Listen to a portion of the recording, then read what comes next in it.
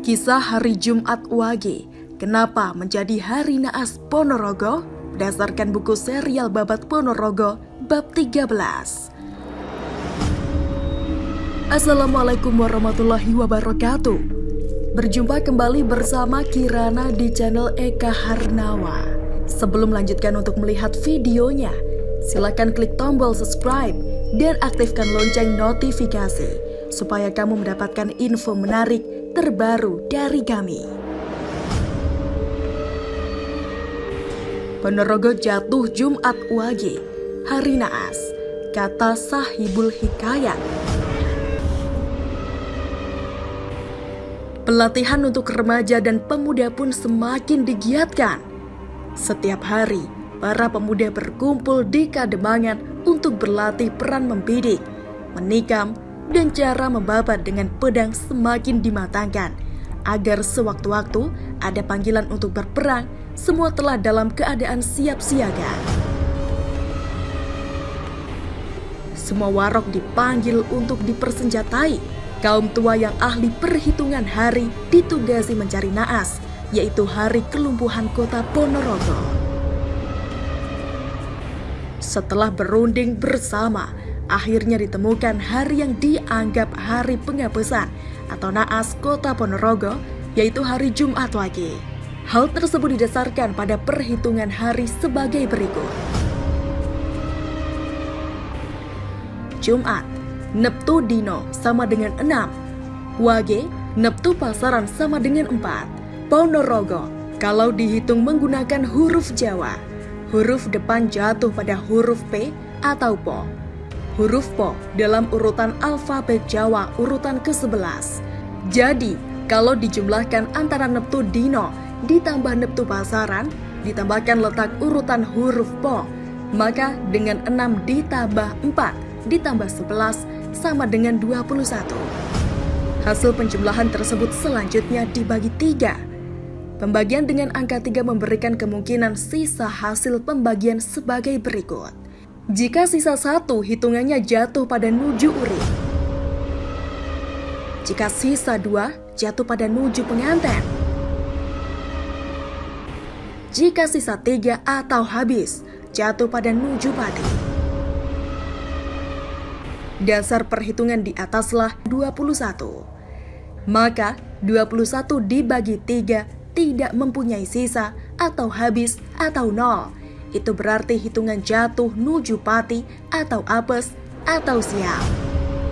Hitungan nuju pati tersebut diyakini betul-betul membawa apes bagi kota Ponorogo, sehingga dengan keyakinan tersebut penyerang akan memperoleh kemenangan. Hari seperti itulah yang dipakai penyerang musuh dengan nama depan huruf seperti tersebut di atas. Hitungan hari telah ditetapkan dan persiapan perang pun telah matang. Maka pada malam Jumat Wage atau Kamis Pon malam, Ki Ageng Kutu bersama laskarnya sebanyak 200 orang bersenjatakan lengkap berangkat menyerang Ponorogo. Kota yang belum ada 1 tahun dan penduduknya tidak ada 200 orang, tidak pernah menyangka akan mendapatkan serangan dari laskar sebanyak itu.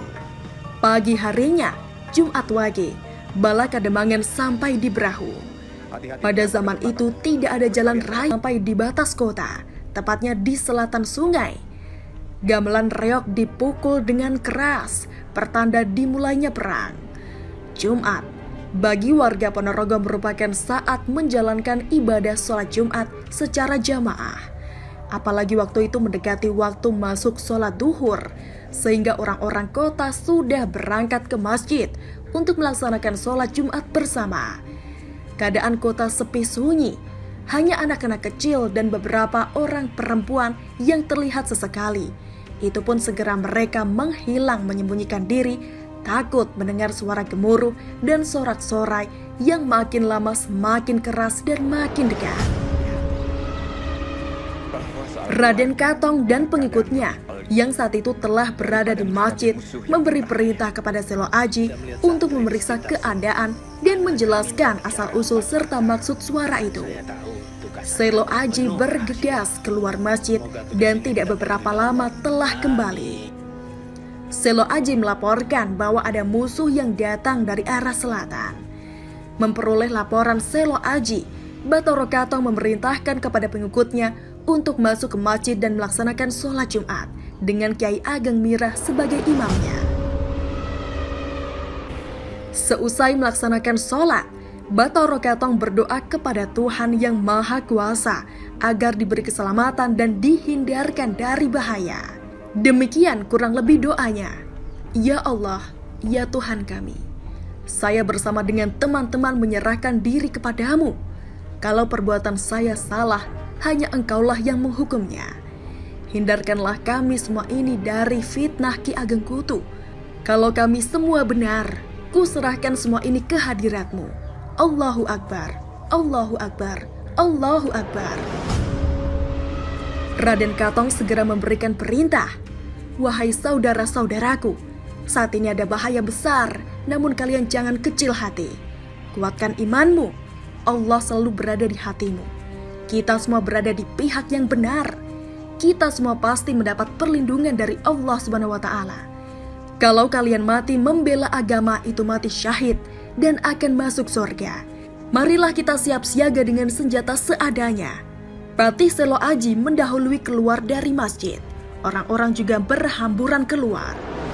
Perintah dari Raden Katong membuat mereka mencari senjata seadanya untuk menyambut musuh yang akan melumpuhkan kota kecintaan mereka. Patih Selo Aji memandang orang-orang di sekelilingnya. Keharuan menyergap dadanya. Hatinya merasa bangga dan takjub melihat keadaan seperti itu. Baginya, sebagai senopati peperangan adalah bagian dari tugas dan kewajibannya. Namun, bagi beberapa orang di sekelilingnya tidaklah sama. Bahkan mungkin ada yang belum pernah mengalami peperangan sama sekali. Selo Aji segera menaiki kudanya. Pedang tergenggam di tangannya. Lantas memberi aba siap. Orang-orang segera menyembunyikan diri agar musuh tidak mengira lawan di depan mata dan untuk mengurangi kewaspadaan lawan. Kini yang terlihat hanya Raden Katong, Kiai Mirah, dan Patih Selo Aji selaku senopati perang. Tiada prajurit ataupun tamtama terlihat di antara ketiganya. Sekitarnya sunyi senyap. Benarlah strategi perang Patih Selo Aji. Ki Demang dan prajuritnya masuk sambil bersorak-sorak. Melihat lawan yang dihadapi sedikit membuat mereka yakin akan memenangkan peperangan ini sehingga kehilangan kewaspadaannya. Melihat penyerang telah terlena dengan kemenangan, maka Selo Aji memberi aba-aba untuk menyambut serangan. Berhamburlah para santri yang tadi mendekam di tempat persembunyian. Dengan teriakan Allahu Akbar, mereka berjuang mempertahankan agama dan kota Ponorogo yang dicintainya. Prajurit dari Kademangan mengamuk membabi buta, bak handoko kanin atau banteng terluka. Namun mata gelap dan serangan prajurit Kademangan yang tidak beraturan ibarat sulung melebu geni atau seperti laron masuk api karena orang seperti Surawenang Pati, Joyo Dipo dan Selo Aji telah kenyang pengalaman di berbagai medan pertempuran.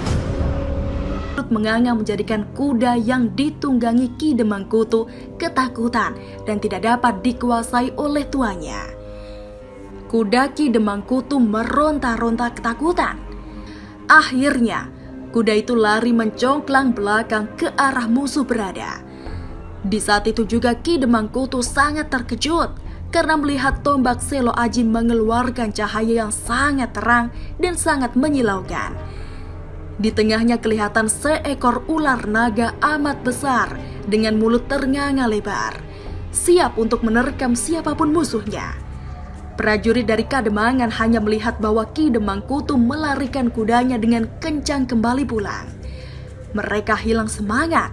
Prajurit-prajurit itu kocar-kacir, bagai anak ayam kehilangan induk, berlari serabutan tanpa arah dan tujuan, berusaha agar bisa selamat dan pulang kembali ke Kademangan.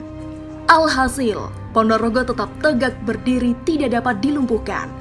Bala Kademangan Surukubeng banyak yang tewas dan diceburkan ke dalam sungai. Raden Katong pun meskipun meraih kemenangan dalam peperangan itu, tetapi ternyata 3 orang gugur termasuk para prajurit pilihan. Mereka yang gugur dimakamkan di tempat dan diberi pangkat kehormatan. Prajurit yang gugur tersebut adalah Surowenangpati gugur di sebelah barat Kadipaten, Trenggulang Jagat gugur di sebelah utara Kadipaten, dan Jatikusumo gugur di sebelah timur rumah Kadipaten. Meskipun meraih kemenangan dalam pertempuran, Bathara Katong, Selo Aji, Kyai Ageng Mirah, dan Joyo Dipo tetaplah larut dalam kesedihan akibat meninggalnya orang-orang kepercayaan mereka. Sejenak mereka berdoa agar ketiganya mendapatkan tempat yang layak di sisinya dan senantiasa diampuni dosa-dosanya. Selain itu, mereka juga mengucapkan syukur kepada Tuhan Yang Maha Esa karena mengabulkan doa-doa mereka sehingga Ponorogo terhindar dari penderitaan dan kehancuran. Bagaimana menurut Anda? Ikuti terus perjalanan kami hanya di channel Eka Harnawa. Sampai jumpa. Wassalamualaikum warahmatullahi wabarakatuh.